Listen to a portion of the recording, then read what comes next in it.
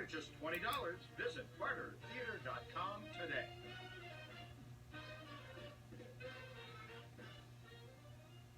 We have partly cloudy skies today with a high of 61 and a low of 47. It looks like we're in for rain on Wednesday, along with a high temperature of 53 and a low of 35. Hopefully those showers will let up in time for the Candlelight Nativity Parade in Irwin that will take place from 7 to 9 p.m. The first day of winter will be Thursday, but we should be in for fairly warm weather. Look forward to mostly sunny skies with a high of 57 and a low of 39. We expect to see more rain on Friday with a high of 61 and a low of 50. It looks like those showers will continue into Saturday when we expect a high of 55 and a low of 44. This is Mason Sell for the News 103.9 Live Wire Weather Center. Count on it. In Irwin, it's partly cloudy and 59.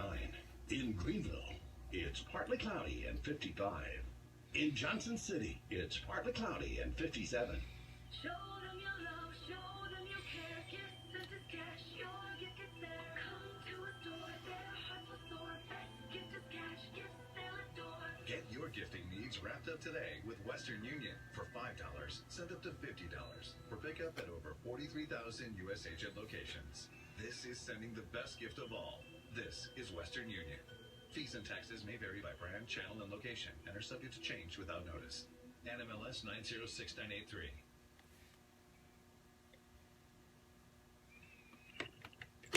Tri-City Sports Now coming back at you. What must Jeremy Pruitt do to be successful? Caleb Calhoun, our friend at allfortennessee.com, has written a nice piece, and I'm going to share his ideas here. And the first thing he doesn't want the Vols to do under Jeremy Pruitt to do is not make excuses. This seems obvious. He points out that Butch Jones, be it what do we want from our media or our five-star hearts or something like that, seem to always be making excuses, and for the losses. It just got deeper and deeper and deeper and all this.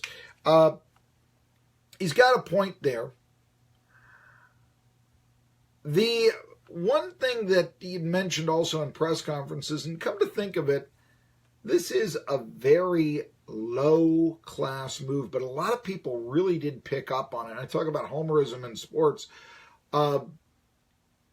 Jones in press conferences would often talk about how, Derek Dooley, we didn't have any linemen in that one class. I had put in all new linemen.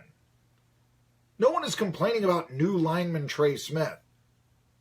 Tennessee fans are really hoping for new lineman Cade Mays, that can still somehow happen this upcoming season.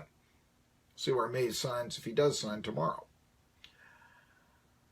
But, whenever you are a new coach and you're blaming the old coach, that's never a good thing.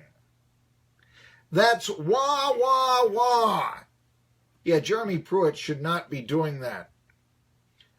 Another thing, in-game adjustments. Now, I'll be honest with you. When Tennessee was 5-0, Bob Shoop, defensive coordinator now at Mississippi State, when Tennessee was 5-0 in 2016, last year technically, and ranked number 9 in the country, I and many people were praising Bob Shoop for his in-game adjustments. As time went by, there weren't so many in-game adjustments being made. There was that one in-game adjustment against Florida, and that goes back to 5-0 and the number 9 ranking. But when Tennessee came back from a 21-0 deficit against Florida, the only victory against Florida since, George Bush was in his first term or whenever it was. But you look at this and you say, what adjustments were made? In that game, Tennessee was able to win in large part because Florida went so conservative in the second half. But the adjustments, that's kind of obvious. I mean, this is what Mike Tomlin is getting bashed for not making the proper in-game adjustments against the Patriots on Sunday, and rightly so. It's a reason why people say that the Steelers played to the level of their opponents. There's some talk that the Vols were doing that in 2016 as well. Okay, maybe they demolished Tennessee Tech, but you couldn't not do that. But, it was 14-12 Tennessee over Ohio in the fourth quarter. Yeah, those in-game adjustments. Vanderbilt was down by double-digit points in Nashville in 2016.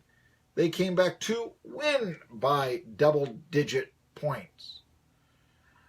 As Caleb Calhoun says, look, Pruitt doesn't have to be the perfect in-game coach, although I think that's what you want, but he needs to be significantly better than what Jones was. Being able to count to 14 comes to mind as something that if Jeremy Pruitt can do that, he'll be better. Tomorrow is the early signing date in college football, and we'll be talking about recruits here in just a bit. But the other thing that he must do, Pruitt must do, is be a better recruiter. Right now, things are not going well in the recruiting. I know there's like a couple of pickups out there. Look, this JUCO could come ranked number 59 by Rivals right now in the recruiting class. Like I said, Western Kentucky right now is a higher ranked recruiting class than Tennessee. And yes, I am the guy who says, you don't want to put too much stock in the recruiting class rankings. I mean, Derek Dooley never had a class ranked less than number 17. Which is another reason why Butch Jones really shouldn't be blaming Derek Dooley for his own failures. But, ranked number 17 recruiting class, ranked number 59 recruiting class, that's like preseason Florida State ranked number 3. Really, it is. It's like, Tennessee was in the top 25 in the preseason. So, take these. You don't know you don't know who's going to transfer. Riley Ferguson comes to Tennessee. Nate Peterman, these guys, that's going to increase their recruiting class rating. How'd that pan out, right? Anyway, the recruiting, I know that Pruitt has talked about wanting to shore up the in-state recruits. And there's something to be said for that. You can start with Cade Mays. I think that this is, the shore up recruiting, that's something that right now isn't being done. And that's got to be a concern. What I think will happen is that Tennessee will get a few guys assigned, and maybe the 11 guys that have already verbally committed tomorrow. Who knows how many they'll get. And then what I think that the early signing date is actually going to help a school like ETSU out. I mentioned this yesterday. But I think that once the early signings come in, and I think a lot of people are going to want to sign early, frankly, because, they don't want the phone to keep ringing. They want to get focused. They want to, say, look, I've always wanted to go to Clemson. I'm going to go to Clemson. Okay, quit calling me South Carolina. Quit calling me North Carolina. I'm going to Clemson. This sort of, I think that that's what's going to happen. Well, at that point, smaller schools, or schools that don't really have that good of a recruiting class already, can go and pick up the garbage, for lack of a better term. But the garbage might not be always garbage. They can go to that 3-star player, which is what John Kelly, for instance, was, and say, you know what, I know that you're considering that other school, but they just signed a big-name running back in their early signing period. We'll make you a starter, and we'll make you a starter by this point in time if you come here. I think ETSU and Randy Sanders has the ability, and I don't have any lead on who they might bring in, but I'm just saying the potential is out there to bring in a nice big-name quarterback. Austin Herrick, he's got 1 year left. You bring in somebody, you say red shirt, and then you could be my 4-year starter. You could bring in an FBS talent quarterback to play at ETSU, especially with a quarterback coach like Randy Sanders. I think it's very exciting what could happen in this recruiting class. It won't happen tomorrow, but it would happen in February. I think Tennessee is going to be a lot in the same boat. They've lost a lot of recruits. They will get some early signings, but they'll still have plenty of guys out there that they can come out and say, that 3-star guy that we really think is a 4-star guy or a 5-star guy. That 3-star, and who cares how many stars they got? That no-star guy that we think is good. We don't know how he doesn't have any stars.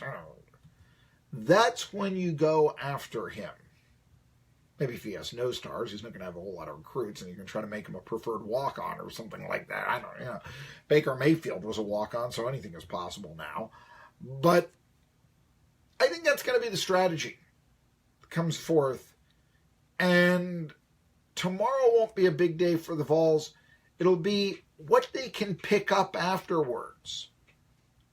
What that second recruiting day, the traditional one, that will be big for them. I think that tomorrow will be big for Ohio State. I think it'll be big for, Penn State. They're ranked high, I know. Schools like that. Alabama, Alabama actually hadn't been ranked all that high. But, Clemson historically. South Carolina is ranked 14th. I think they could make some noise in the early signing period. It'll be the second one that ETSU, schools like that will make.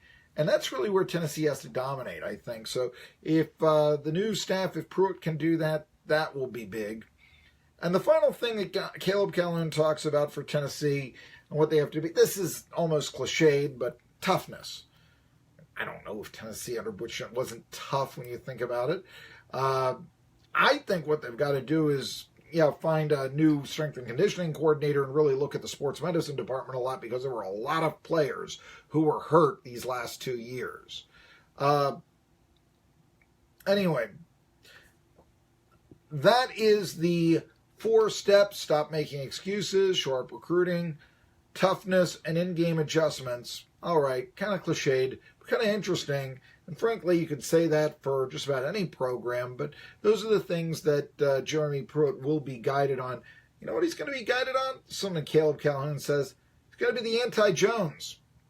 Something Lane Kiffin, and he was popular when he was coaching at Tennessee. It wasn't until he left for Southern California that Lane Kiffin became unpopular. That's why so many people wanted him back, to be brutally honest with you.